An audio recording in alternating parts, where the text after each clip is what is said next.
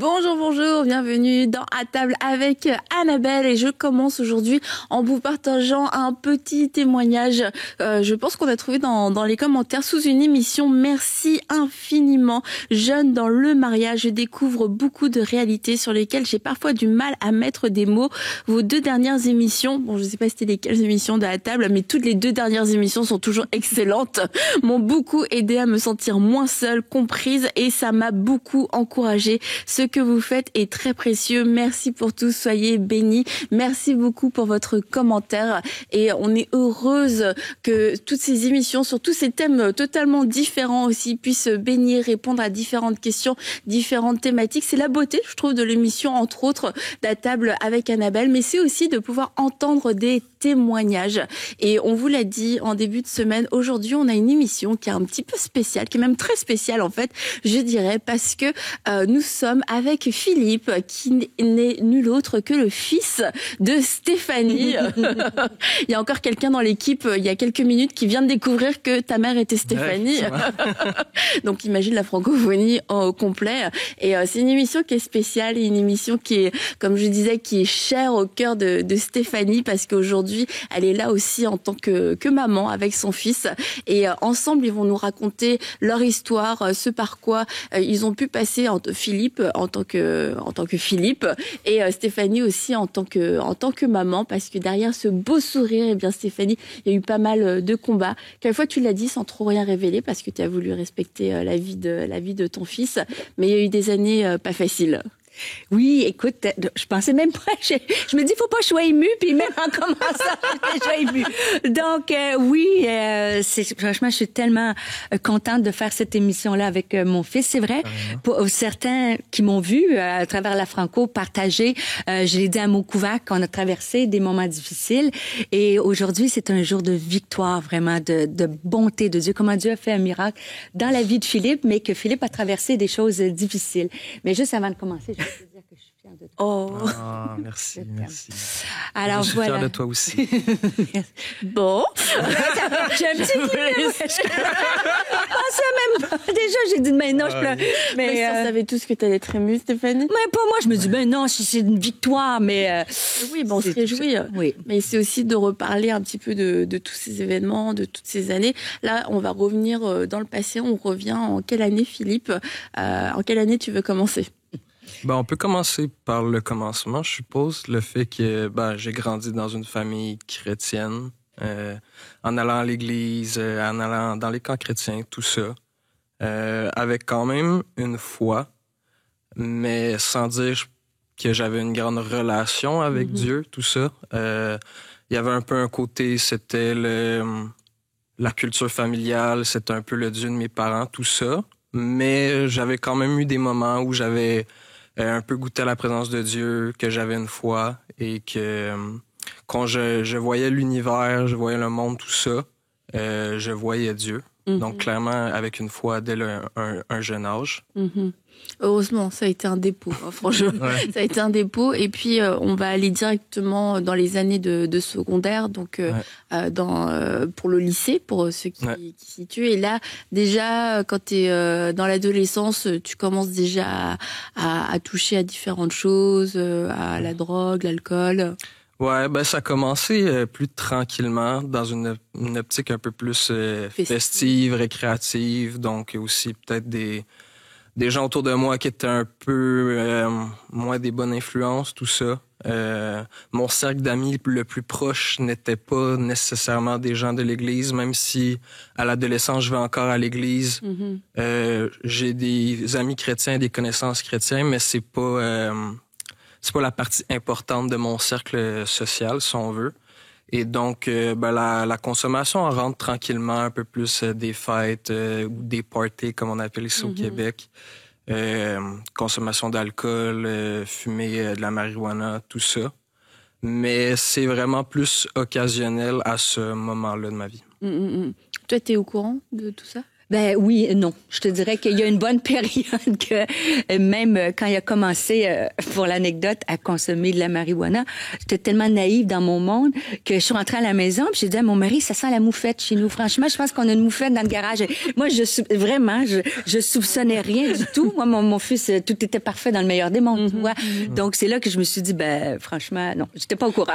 J'étais pas au courant. La moufette. Toi aussi, t'as essayé de chasser la moufette. Ouais, mais finalement, on s'est aperçu que la moufette est un putois pour ceux qui ne situent pas bien l'animal. Et du coup, c'est à partir de quand que là, il y a un virage et que c'est plus festif, c'est plus récréatif et qu'on tombe dans l'addiction. Ben c'est ça. Là, au secondaire, je suis quand même quelqu'un qui est assez performant à l'école. Très performant. Et donc, ça se passe bien. J'ai pas des grosses problématiques.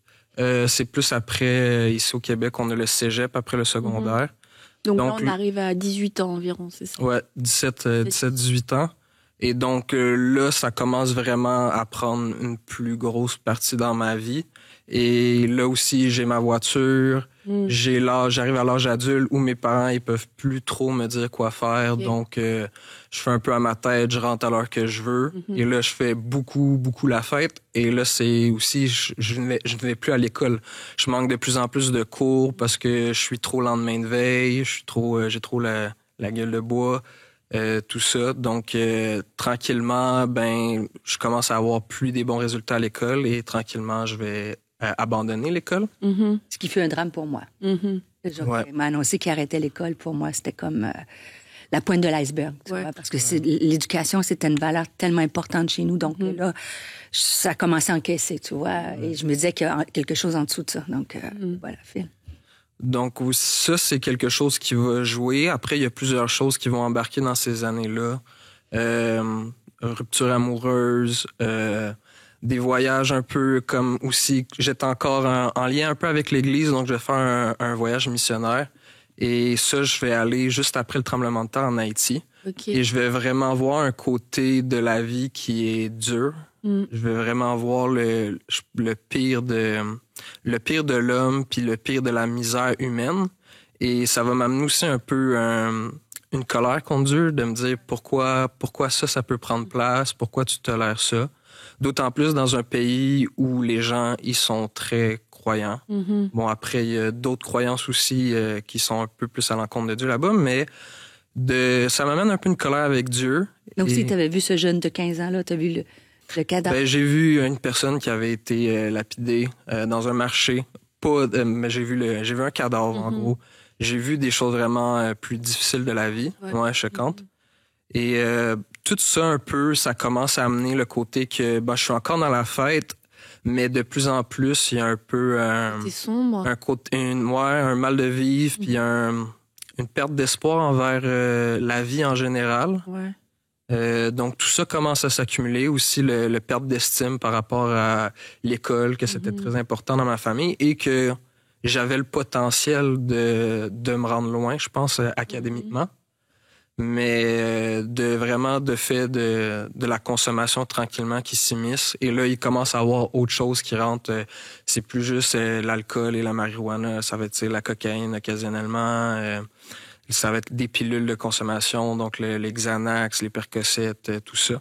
Et là, du coup, tu fonctionnes comment au jour le jour? Tu sais, ça ressemble un petit peu à quoi ta vie? Tranquillement, ça commence à prendre de plus en plus de place dans ma vie. Aussi, avant, j'avais un cercle social qui était j'étais sportif, je jouais au foot, au soccer. J'avais un cercle j'avais un cercle d'amis aussi qui était plus sportif, mais là, tranquillement, mon cercle, il commence à basculer vraiment juste vers les gens qui consomment. Et donc, plus que je consomme aussi, plus que mes amis qui étaient plus des influences positives commencent à me mettre de côté, de s'éloigner parce que c'est une partie de moi qui... Est-ce que tu as des comportements agressifs ou des choses comme ça qui se manifestent? Un peu. C'est sûr que justement ces personnes-là aussi, même si je dis qu'elles étaient plus des influences positives, étaient aussi des gens qui faisaient beaucoup la fête, tout ça. Et que je sors avec eux, mais moi, je vais plus me rendre qu'on arrive à la fin de soirée. Ouais, je vais toujours plus loin. Je peux être ingérable. Je peux être plus agressif et je peux avoir de la misère à me gérer tout ça. Mais il faut dire aussi que quand tu prenais ces fameux Xanax de rue-là, qui n'est pas, en fait, pas par prescription, si tu veux, au début, oui, mais après, c'est ce que tu trouves dans la rue. Fait que tu as plein de sources de substances qui, bon, disons, alors, pendant une bonne période de temps, Philippe, moi, je l'avais à la maison comme ça, et il s'endormait, il avait la bouche molle, et c'était plus le même Philippe, il pouvait tomber dans les escaliers, il dormait. Là, c'était plus un secret pour toi qui consommais, tu l'avais compris. Oui, là, c'était plus un secret parce qu'il arrivait dans des états pas possibles. Mais comme il l'a dit, là, il était rendu à 18 ans, donc on avait beau dire, Philippe, on veut pas, Philippe, on met des règles, Philippe, mais on n'a plus le contrôle. Et toi, comment tu vis ça, en fait? C'est extrêmement difficile. Parce qu'on remet ça dans ton contexte. T'es pasteur des femmes, t'écoutes des femmes à longueur de journée qui te racontent leurs propres défis. Comment est-ce que toi, t'arrives à te dire j'ai encore quelque chose à donner, à partager? Moi, j'ai passé à travers toutes les phases du je suis vraiment une mauvaise mère, on est les pires parents du monde, on a l'impression qu'on est les seuls au monde. Ça. Après ça, de se dire, toi, t'as-tu quelque chose à... Je sais que ça se passait quand j'écris mon livre Précieux comme un diamant, pourtant qui a été bien apprécié, mais je me disais, t'as quelque chose à dire, toi, regarde ta maison.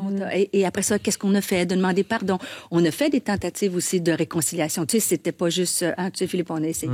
Si on a fait quoi que ce soit, de demander pardon. Mais c'était le plus difficile, c'était de le voir sombrer, de le voir triste. Okay. Et je me dis, nous, on apporte la vie partout. Puis dans ma propre maison, mon fils, il veut pas vivre parce que si tu veux aller jusqu'au bout de ton histoire, mais Philippe, il y avait ce mal de vivre là et je me dis, vous comprenez pas. Vas-y, Philippe. C'est ça. Il y avait clairement, avec toutes les choses que j'ai énumérées tantôt, un mal de vivre tranquillement qui s'installe et au début, c'est la fête, c'est festif. Et bon, de plus en plus, ça devient une dépendance et ça vient un peu... l'étiquette que je me mets que je suis accro, je suis un toxicomane, je suis un junkie. Donc, ça détruit un peu mon estime de moi. Donc, déjà que j'avais une vision sombre de la vie, mais de plus en plus, ma vie, elle devient sombre. Et là, c'est vraiment là que je tombe plus dans une spirale infernale de consommation. Et qui m'amène beaucoup des idées noires. Donc, à m'amener la consommation aussi, elle vient comme une forme d'autodestruction. J'ai plus envie de vivre, donc je consomme des soirs alors qu'il y a des gens qui consomment eux pour avoir du plaisir. Ben moi, je consomme en me disant, j'espère que demain, je me réveille pas. Et de cet événement-là, je me permets, parce que les gens, déjà quand j'apportais la parole, jamais je suis allée par respect pour lui de dire ce qui s'est vraiment passé. Mais il y a eu un moment où, quand il dit il voulait plus vivre, c'est exactement ça. Et pour certaines, vous allez relier les histoires de ma vie, mais tu sais, je vous ai raconté que j'étais en arrêt, en burn-out pendant 8 mois, j'ai fait un mal de débarquement, tout ça. Et le Seigneur, c'est comme je comprenais pas, mais il a permis que je pouvais plus voyager du tout. Parce que j'étais fatiguée, parce que les gens savaient pas, mais je portais, bien sûr, mon mari et moi, on portait notre fils. Et là, je suis en arrêt de travail, puis moi, je comprends pas, mais et je suis dans mon salon. Et j'étais en train de prier pour Philippe, puis Philippe, il est en bas, et j'ai sa permission, je peux le dire, il est en bas dans sa chambre, et le Saint-Esprit me dit littéralement, là, en prière, descends. Descends, va voir Philippe, tu sais. Et j'arrive là, puis Philippe, il dort, mais il respire comme pas, tu vois. Et là, je le secoue, je dis Philippe, là. J'ai revenu, puis tu l'as même dit, tu l'as dit, si t'avais pas été là, je pense qu'il se serait pas réveillé. J'avais dit, tu voulais mourir, mais il m'avait dit, j'ai pas fait ça parce que je veux mourir, mais j'ai fait ça parce que je veux pas vivre. Et moi, cette phrase-là, ça a changé... ça a changé ma vie parce que je comprenais pas, tu sais, qu'avec Dieu, ce qu'on essaie de faire, comment tu peux ne pas vouloir vivre. Puis moi, ma vie, c'était de donner l'espoir aux gens qu'avec Dieu, il y a de l'espoir. Donc, j'étais confrontée à me dire, Seigneur, qu'est-ce qui se passe? Pourquoi? Et là, ça en est... Tu veux continuer, suivi? Ouais, je ferais quand même mentionner, sauf que j'étais sombre, puis il y avait beaucoup de choses que j'avais perdu espoir en la vie, mais que je voyais plus Dieu dans le monde. Et dans le monde en général qui est vaste, mais par contre, mes parents, je voyais vraiment une différence. Je voyais Dieu dans mes parents. Tout ce qu'ils ont fait pour moi, j'ai jamais manqué de rien, j'ai toujours été privilégié, c'était vraiment des bons parents. Mais c'était un peu aussi une notion peut-être que c'était leur Dieu, c'était pas mon Dieu, et j'avais peut-être perdu espoir que ce qu'ils faisaient dans leur vie, ils pouvaient le faire dans la mienne. Et que moi, j'étais trop Trop loin. J'étais trop loin, j'avais trop des comportements dans tout aspect de ma vie qui faisaient pas honneur à Dieu. Et donc, moi, je me voyais que plus tu te disqualifiais. Ouais. Mm-hmm. Puis c'est ça. D'ailleurs, on parle qu'avec la foi, avec Dieu, c'est un combat spirituel, mais moi, des fois, je me voyais comme dans l'autre camp. Mm-hmm. Donc, Et tu t'affectionnais aux choses qui étaient sombres aussi. Oui, beaucoup. Ouais. Mm-hmm. Donc tu consommais et en plus tu t'intéressais à tout ce qui était un petit peu ténébreux, mystique. Ténébreux, mais même dans la musique que j'écoutais, que c'était de la musique très sombre, que ça pouvait être autant le métal, mais même le rap, c'était vraiment la musique que j'écoutais, le trap, tout ça, c'était vraiment de la musique qui accordait pas de valeur à la vie. Donc, c'était comme... je me nourrissais des chansons qui parlent de meurtre, qui parlent de mort, de pauvreté, de tout ça. Et pendant tout ce temps-là, est-ce que tu vivais chez tes parents? Oui, pendant cette période-là, je suis chez mes parents. Donc, j'arrive à une étape bientôt, éventuellement, qui va m'amener à la désintoxication. J'ai des emplois, je travaille, même si je vais plus à l'école. J'ai un certain degré... éventuellement, je vais arriver à l'étape où je suis plus fonctionnel. OK. Je travaille parce que je dois payer ma consommation, tout ça. Et donc là, à peu près, à 20 ans, je vais arriver un peu à un point de non-retour où... là, je consomme tellement que je dois vendre sur le côté, je dois voler, je dois faire plein de choses et j'ai des problèmes d'argent aussi. C'est un peu aussi là que vraiment aussi... Je suis au pied du mur. Je suis au pied du mur aussi dans ma santé parce que je commence à avoir des trucs que je me dis, comme qu'elle a mentionné dans mon sommeil, tout ça, ça vient des événements qui sont de plus en plus répétés. Donc là, je me dis, sur le long terme, pour ma vie, c'est dangereux. Et je veux juste faire une pause. C'est très complexe quand tes parents... Parce que, tu sais, les gens disent... C'est drôle parce que les gens qui traversent pas ça, ils ont tous les meilleurs conseils du monde, tu vois. Ils disent, faut que tu le mettes à la porte, faut que tu fasses ci. Et ça, je veux juste le dire parce que mon mari et moi, on est allé chercher de l'aide à la famille pour ça. On priait, on avait des conseillers, on était pasteurs, on était équipés dans la vie. Mais à un moment donné, on savait plus quoi faire, tu sais. Ouais. Et je veux le dire pour un moment important parce que à un moment donné, Philippe, il était noir puis il était en garde à vue. Et moi, je devais aller faire une conférence en 2014. Et c'était une conférence qui s'appelle Inébranlable. Et j'étais ébranlée au plus profond de moi. Et j'ai un problème de passeport, tu vois. Mais je me dis, qu'est-ce que je fais? Je vais pas. Puis ça jouait dans ma tête. Si je pars, il va y avoir quelque chose. Il va se passer quelque chose. Et je portais ça. Et finalement, j'arrive à l'aéroport. Puis le pasteur est comme presque expiré. Je peux être là juste comme 4 jours. Fait que là, j'appelle Raymond, qui était en charge d'événementiel. Et je dis, écoute, ta conférence, là, oublie-moi.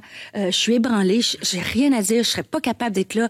On vit des choses difficiles. Puis elle m'a comme saisie. Puis elle m'a dit, parce que mon fils était en sécurité, mon mari était là, tu sais, on était... Mais elle m'a dit, tu t'en viens. Et je veux le dire peut-être à une maman qui vit des choses-là. Tu sais, on n'est plus pasteur, là, on est juste une maman. Ouais. Et j'avais comme ce fardeau-là. Puis là, j'ai embarqué dans l'avion. J'ai pris l'avion. Et là, quand l'avion a monté, j'ai comme senti ce fardeau-là tomber. Puis je me dis, Seigneur, tu vas prendre soin de lui, tu vas prendre soin de notre maison. Et finalement, je fais la conférence. Et là, je donne je suis là 24 heures. Le soir, il y a quelqu'un qui m'attend pour me ramener à l'aéroport. Et quand je descends de l'estrade, il y a une femme qui me regarde et elle dit, vous, là, Stéphanie, quand on vous voit, là, on sent que vous êtes une femme inébranlable. Et c'est fou parce que j'avais dit juste avant de monter sur l'estrade, j'avais dit à Justine Robichaud qui était là, prends mon téléphone si Philippe essaie de m'appeler. Tu vois, j'avais tout ce fardeau-là et pourtant le Seigneur a donné comme une grâce à travers ça. Et c'est curieux parce que c'était une conférence de femmes où j'ai senti, tu sais, le Seigneur était là puis il m'a donné la grâce de continuer. Mais on aura la suite de l'histoire. C'est aussi dans une conférence de femmes qu'il va se passer quelque chose. À toute seule qui était là, événementiel 2014, vous souvenez-vous dans quel état Stéphanie? C'était sur Gédéon, un de mes passages, absolument. Et c'est la grâce de Dieu. Et vas-y, quand tu peux continuer, Philippe, tu deviens de moins en moins fonctionnel. Ouais, de moins en moins fonctionnel, qui va m'amener en désintoxication. Mais comment ça se passe, le passage à la désintoxication? Parce que c'est ta décision? Ou... là, c'est amené par mes parents et même des gens de mon entourage, des amis, tout ça, qui me disent que faudrait que tu ailles en désintoxication. Et c'est important juste de le dire, c'est qu'il fallait qu'il y ait un détox, mais nous, comme parents, quand on est parents chrétiens, je pense que tu peux dire, on a pardonné, on a aimé, on a racheté, on a payé, on a racheté, on a aimé. Mais il vient un temps où, en accord, mon mari et moi, il fallait, parce que là, toute la famille, on allait y passer, tu vois. Fait qu'on avait dit à Philippe, si tu as 2 options devant toi, avec toute la plus pleine du monde, de dire, si tu as la détox qui est devant toi, ou tu as la rue. C'est ça, je voulais mourir. Je pensais mourir. Et là, Philippe, t'as pris la bonne décision. Se rentre en désintoxication. Moi, je consommais beaucoup des Xanax, comme 5 pilules par jour, environ. Et au début, on faisait des fausses prescriptions, tout ça. Et après, c'était devenu des Xanax de rue. Et on le savait même en les prenant que c'était des trucs qui avaient été faits dans des laboratoires clandestins, tout ça. Et donc, c'était vraiment à la fin, comme j'étais sans le savoir, j'étais aussi accro au fentanyl et à d'autres substances parce que les laboratoires clandestins, ils mettaient plein d'autres trucs pour rendre les gens accros. Donc là, c'est vraiment une période que physiquement, ma santé, tout ça est vraiment en décrépitude.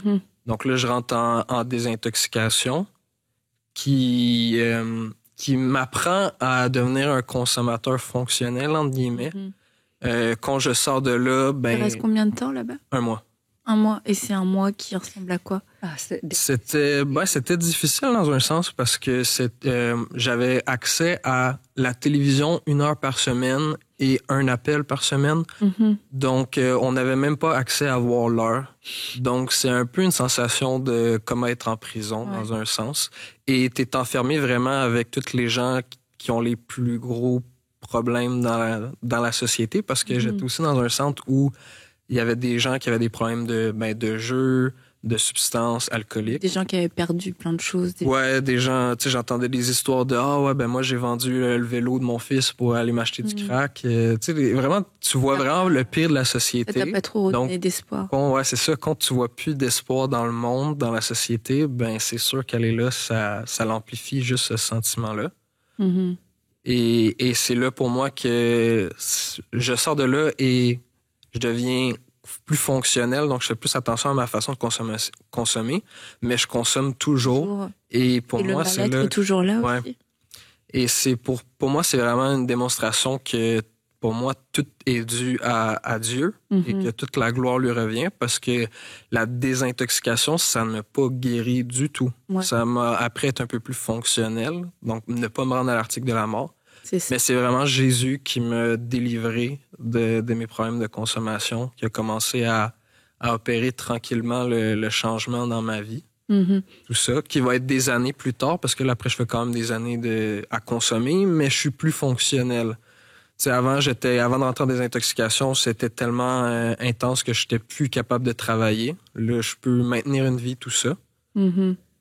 Jusqu'à des années plus tard. Combien d'années, là, on se retrouve on est à peu près 5 ans, je dirais. 5 ans plus tard. Donc, 5 ans, tu consommes toujours. Je consomme. T'es pas hyper heureux, mais t'es pas dans l'état dans lequel t'étais juste avant de partir en désintoxication. Mais juste pour les parents, tu m'imagines, c'est toutes ces années-là de prier, de demander le miracle, de demander la sagesse, que Seigneur guide-nous. Ça a l'air... Non, 5 ans. C'est assez... c'est long quand même, 5 ans. Là, ça mène à justement le fait que j'ai l'impression que ma vie, elle tourne un peu en rond. Donc là, je décide de retourner à l'école. OK. Donc, je vais étudier en production cinématographique et télévisuelle.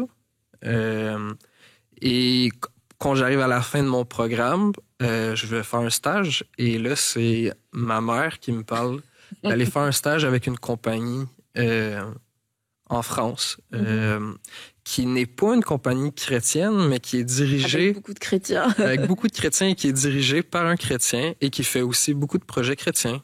Donc, moi, c'est une opportunité professionnelle. Donc, tu y vas? Donc, j'y vais. Mais pas pour vivre quelque chose. Non, clairement.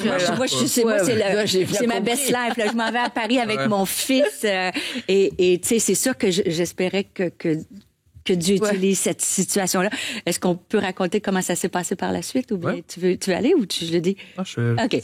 Eh bien, en fait, moi, comme maman, on prie, Seigneur, les stratégies, tu mets les bonnes personnes ici, là, ça. Fait que quand on arrive, pour ne pas le dire, c'était à l'église MLK où tu venais faire un stage. Et puis... le stage n'était pas avec MLK, mais la compagnie qui fait l'audiovisuel. Exact, avec Sam Dugas. Et Sam, il savait... Voilà, oui, avec mon fils, je dois ici. Mais dans le fond, Sam, que je connais bien, lui a dit, il faisait lui aussi l'audiovisuel pour la conférence de femmes d'événementiel en 2022, tu vois. Fait qu'il me dit, bon, Steph, si tu viens prêcher à MLK, c'est bien, ton fils il va pouvoir faire le stage, mais amène-le avec toi à la conférence de femmes événementielle. On est toute la même équipe, puis il va pouvoir travailler avec nous. Et moi, je me suis dit, yes, mais une conférence de femmes, tu sais, lui, il pensait venir à Paris, puis là, finalement, on se retrouve à la conférence événementielle. Et puis, Philippe, moi, c'est déjà, merci Seigneur que Philippe est là. Et on est jet lag, mais on commence comment mes horaires sont chargés. Donc, on arrive, jet lag, tout le monde, on prêche. Bon, moi, quand j'ai prêché, ça s'est rien passé, mais Philippe est derrière la caméra. Et tu veux que j'aille jusqu'au bout, après ça, tu raconteras peut-être là. Et Philippe est derrière la caméra, mais c'est parce que c'est tellement beau. Oui, vas-y. Je pars de la joie. Oui, parce que c'est pour une maman, c'est tellement... Et c'est tellement inconcevable. Quand Dieu fait, tu sais, les voix de Dieu sont au-dessus de nos voix. Il peut faire au-delà de ce qu'on peut penser, même imaginer. Donc, Philippe, il est là. Et c'est Maria Dursault, une amie à moi, qui amène son témoignage. Et Maria, elle vient de New York, dans le Bronx, elle a pris elle a donne son témoignage, elle a consommé, en fait, tout ce que Philippe, son manque d'estime, comment elle est allée au plus bas des bas. Et Philippe, derrière la caméra, il est touché. C'est ce que tu m'as dit, il est touché. Donc, après la journée de conférence, bon, Philippe est avec les gars de caméra. Moi, je suis dans ma chambre et Philippe arrive le soir puis il me dit, maman, j'ai été vraiment touchée par le témoignage de Maria. Ça m'a vraiment parlé. Fait qu'il me dit, tu penses-tu que je pourrais y parler? Mais elle est comme moi. Il est 11h le soir. On est jet lag. On n'a pas dormi de la nuit. Quand même, Maria, elle a, je pense, 70 ans, tu vois. Et là, j'ai dit, écoute, je vais la texter, mais c'est une amie, puis je sais qu'elle a traversé des choses. Fait que j'ai juste dit, Maria, mon fils a été touché par ton témoignage. Il aimerait te parler. Est-ce que tu viendrais? Et ding! Ça a pas pris 30 secondes. Elle dit, c'est quoi le numéro de la chambre? J'arrive. Et là, c'est de voir cette femme de cœur arriver, mais tu sais, en pyjama, les lunettes, pas maquillées, sa tasse de thé, tu sais, elle arrive comme ça. Et là, je me suis éclipsée, puis ben là, tu peux prendre le relais. Et Philippe a passé un temps avec cette femme-là que t'as pu parler avec elle et t'as prié avec elle. Ouais, donc, j'avais été touché pendant sa prédication. Je me rappelle que, tu sais, je pleurais derrière la caméra. Et après le temps de prière avec elle, où on a discuté jusqu'à tard dans la nuit, je sentais vraiment qu'elle me comprenait, qu'elle avait vécu des trucs similaires, et ça me faisait du bien de voir comment Dieu l'avait restauré, comment tout ce qu'il avait fait dans sa vie. Et là, je me disais, s'il peut le faire pour elle, il peut clairement le faire pour moi. Puis ça me faisait comprendre que justement des fois je me sentais pas digne, mais là je réalisais que, comme avec Jésus, je pense que t'es jamais allé trop loin pour qu'il arrête de t'aimer puis qu'il te pardonne. Donc c'est vraiment ce moment-là que je fais la paix avec Dieu dans un sens.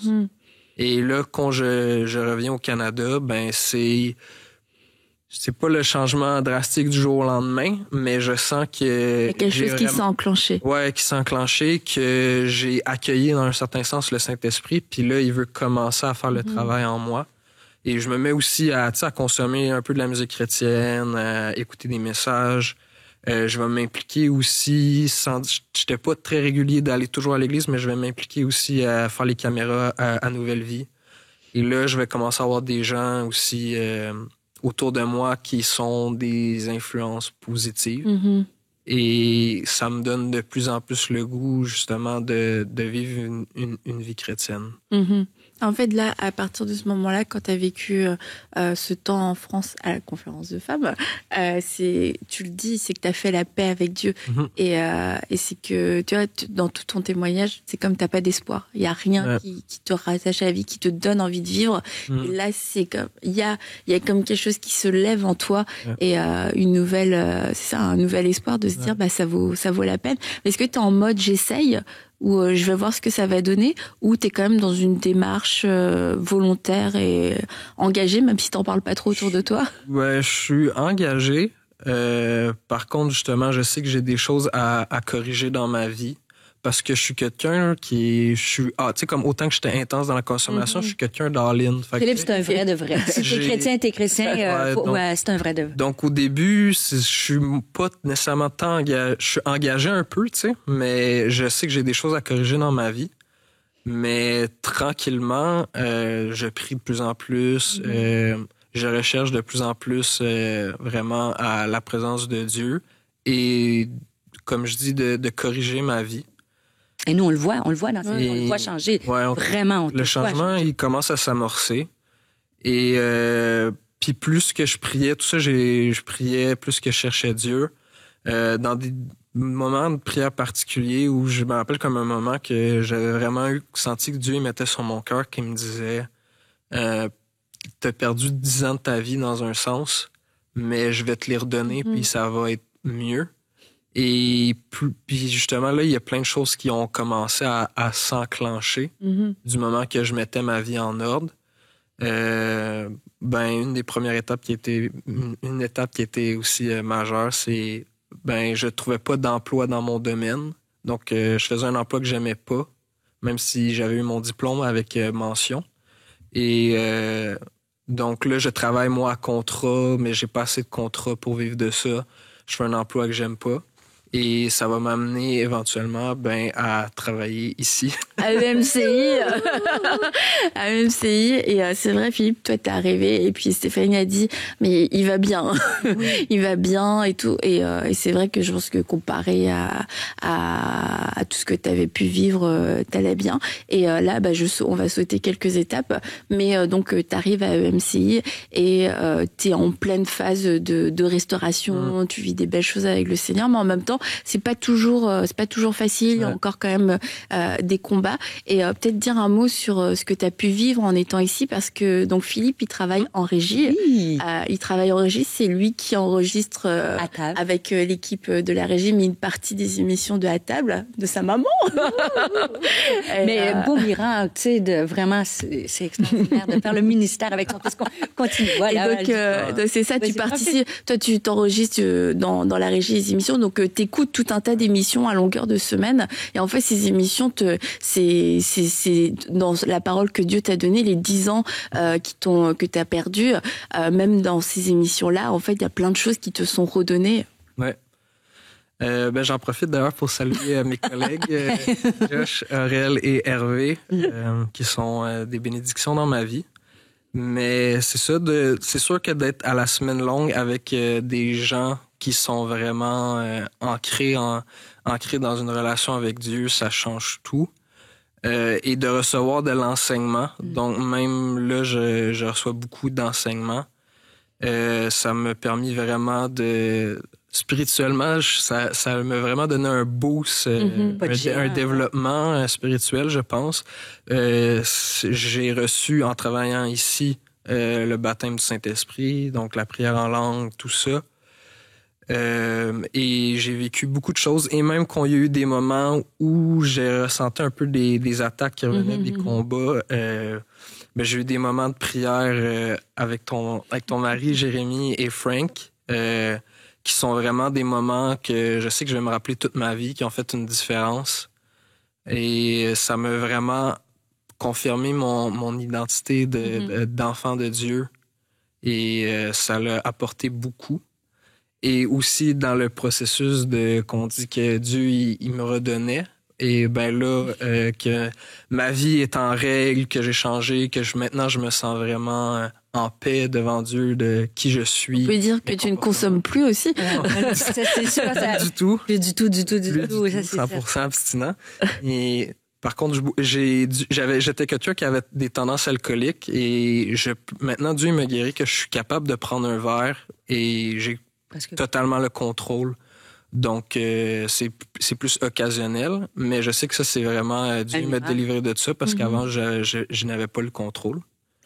Mais qu'est-ce qui est arrivé aussi récemment? Mais aussi, quand je disais que Dieu, il m'avait mis sur le cœur qu'il allait rattraper le temps perdu, c'est que Il y a bientôt maintenant 1 an, je rencontre une demoiselle. L'histoire a été même racontée déjà ici, à table avec Annabelle, tout ça. Il y a une partie de l'histoire qu'on ne connaît pas que tu vas nous raconter aujourd'hui. Oui. Et puis on peut te voir avec... la belle Amanda. Avec ta belle Amanda, avec qui tu vas... Je vais me marier le 30 août. Ouais. Philippe. Je veux que tu racontes quand tu l'as fiancé. C'était important. Ça m'a tellement touché quand tu me l'as raconté. Ce qui était vraiment, quand je l'ai vécu, un clin d'œil de Dieu. Des fois, je trouve Dieu, il a un humour particulier. C'est toujours drôle de voir comment il met les choses en place. Mais en gros, la journée où j'avais prévu la demander en mariage, on devait aller au Mont-Royal et je voulais la demander en haut du Mont-Royal. Et finalement, il faisait très froid. Donc là, à la dernière minute, en route pour Montréal avec elle, je fais des... Là, je regarde, on regarde pour appeler, pour faire autre chose. Et là, je me dis, il y a ce spa-là. Parce que j'ai habité aussi à Montréal pendant une période de ma vie, donc je connaissais bien la ville. J'étais comme ce spa-là, qui est dans le Vieux-Port et que tu as vu sur la ville, puis j'étais jamais allé. Mm-hmm. Et en fait, ce spa-là, quand j'étais en désintoxication de ma chambre, j'avais vu sur ce spa-là qui est dans le Vieux-Port, qui est sur un bateau, en fait, où il y a des bains et tout ça. Et la journée où je fais ma demande à ma future femme, je suis dans le spa, mais de l'autre côté. Et là, j'ai vu sur mon centre de désintoxication. Alors qu'à l'époque que j'étais dans le centre de désintoxication, c'était... je voyais ma vie, mon avenir comme sans espoir, puis que ça allait être de pire en pire ou que des problématiques. Et même là, à un certain degré, je pensais pas me rendre en vie à l'âge que j'ai actuellement. Et là, c'est comme avec Dieu, je suis rendu de l'autre côté. Et je me rappelais que ça m'amenait beaucoup d'amertume et de tristesse d'être pris là et de voir les gens dans le spa, les couples, tout ça, qui se détendaient, qui faisaient la belle vie, pendant que moi, j'étais comme... Emprisonné. Ouais, emprisonné. Donc, c'était vraiment un clin d'œil de Dieu de... Regarde où ce qu'on s'est rendu ensemble, ce que j'ai fait dans ta vie. C'est merveilleux. C'est plus qu'un clin d'œil. Ah ouais. Moi, j'ai un petit clin d'œil. Non, mais c'est vraiment merveilleux de voir que même dans ces détails-là, comment Dieu a été fidèle avec toi. Et tu vois, on a entendu le témoignage de Clémentine mercredi aussi, de voir comment Dieu a fait. À la fois, il y a des choses radicales, mais il y a des choses qui ont pris du temps. Puis on voit que toi, il y a eu des événements marquants. Et on parlait ensemble, tu racontais ton histoire. Je me dis, mais il est tellement... maintenant, il est tellement sérieux dans ta vie chrétienne. T'es à fond, t'es hyper sérieux dans ta vie de consécration, etc. C'est beau à voir et c'est quasiment difficile d'imaginer que t'as eu cette vie-là il y a quelques années. Et c'est aussi difficile d'imaginer que même toi, t'es venu faire des émissions, des paroles de femmes à l'époque et que tu passais à travers tout ça. Et c'est pour ça que je disais toutes les femmes qui avaient assisté à Événementiel en 2014, mais aussi dans les années peut-être d'avant, après. Voilà, tu vivais Les gens ont pas d'idée des fois quand on fait le ministère, on porte nous-mêmes des fardeaux. Et c'est bien sûr que moi, jamais, tu sais, je voudrais repasser par ces événements-là, bien certain. Mais une chose est certaine, c'est que à travers l'histoire de Philippe, puis l'avoir accompagné, mon mari et moi, dans tout ça, ça a changé dramatiquement ma façon de prier, ma façon d'aimer, de prêcher, parce que la souffrance de Philippe, elle est partout autour de nous. Et des fois, on est dans notre monde, on est entre amis, entre chrétiens, on fait des réunions, et c'est correct. Mais c'est comme si moi, le Seigneur a permis de traverser ça, et j'oublierai jamais cette souffrance-là. Puis je veux dire, quand je prêche, ça m'a donné encore plus de passion. Parce que les gens ont besoin d'entendre le plus puissant des messages. Jésus-Christ mort et ressuscité. Et ça m'a donné, parce que j'étais en prière, puis le Seigneur il m'avait donné un verset, il me dit, je suis sur le point de faire quelque chose de nouveau. Et j'avais dit au Seigneur, là, j'ai besoin de le voir après, parce qu'on dit 8 ans, mais ça a fait 12 ans presque bout à bout. Et parce que je dis, c'est beau, Seigneur, on peut voyager à travers la Franco, mais si on le voit pas dans notre propre maison. Et finalement, Dieu a été fidèle et j'ai vu Dieu agir, et ça m'a donné un feu encore plus, et juste des beaux Philippe comme ça. Il y a plein d'hommes et de femmes que Dieu veut sauver, guérir et rendre libres. T'as un message vivant pour, tu sais, aujourd'hui, beaucoup notamment de mamans qui prient pour leurs fils, pour leurs filles. C'est pas forcément exactement les mêmes problématiques, mais c'est la même douleur, la même souffrance et les mêmes prières de désespoir. Et avant qu'on termine, est-ce que t'aurais un mot à dire peut-être à ces parents qui ont des enfants qui passent par des moments difficiles? Oui, de dire que peut-être des fois on voit pas la lumière au bout du tunnel, puis ça peut être long, ça peut être des années comme avec moi, mais je pense que tant qu'on reste avec Dieu, il y a toujours de l'espoir, parce que moi, même aujourd'hui, mes parents, c'est un modèle pour moi de foi puis de persévérance, puis je pense que Dieu a tout mis ça en place pour les raisons, et toutes les raisons, il n'y a que lui qui les connaît. Mais maintenant, aujourd'hui, il peut se servir de mon histoire pour communiquer à d'autres qu'il va le faire. Et comme je dis, moi, c'est vraiment juste inspirant de voir aussi que mes parents, parmi les moments les plus difficiles, qui n'ont jamais perdu foi, qui n'ont jamais toujours eu confiance que Dieu y allait le faire. Et ça, c'est vraiment c'est inspirant. Et qui t'ont toujours aimé aussi. Ouais. On serait allé le chercher au... qui est l'amour de Jésus, dans le sens qui pardonne, puis qui est toujours prêt à t'aider à te relever. Et on le dit souvent dans l'émission, et je veux le redire, mais ce que Dieu a fait dans la vie de Philippe en tant que fils, il peut le faire dans la vie de vos enfants. Et ce que Dieu a fait aussi dans le cœur de Stéphanie et de son mari pendant toutes ces années, bien il peut le faire. Tu te dis, j'ai plus de force, j'ai plus d'espoir. Il y a encore de la force, il y a encore de l'espoir. Toi, tu te dis, c'est terminé. Mais non, ce n'est pas terminé. Regarde aujourd'hui Philippe, et c'est un message d'espoir pour ton cœur. C'est pas pour dire, ça arrive qu'aux autres. Non, pour toi aussi. Et on veut ensemble déclarer que vos fils et vos filles reviennent, que d'une façon surnaturelle, d'une façon peut-être que vous n'aviez pas calculé, comme une conférence de femmes pour Philippe, c'était, je pense, la dernière solution que tu avais proposée à Dieu. Exactement. C'était pas une stratégie. Peut-être j'ai beaucoup de stratégies, mais celle-là n'était pas là. Ouais. Et Dieu peut vous surprendre. Mais aujourd'hui, on veut vous encourager pour que vous puissiez reprendre espoir et peut-être aussi repartir dans la prière, parce que c'est douloureux aussi qu'à la fois de continuer de prier. On se dit, c'est remettre mon cœur là-dedans. Est-ce que j'ai le courage? Oui, vous avez encore le courage, parce que Dieu est encore au contrôle. Et je crois qu'à travers cette émission, il y a des filles, il y a des fils qui reviennent à la maison. Ils reviennent pas seulement dans votre maison, mais ils reviennent vers leur Père céleste.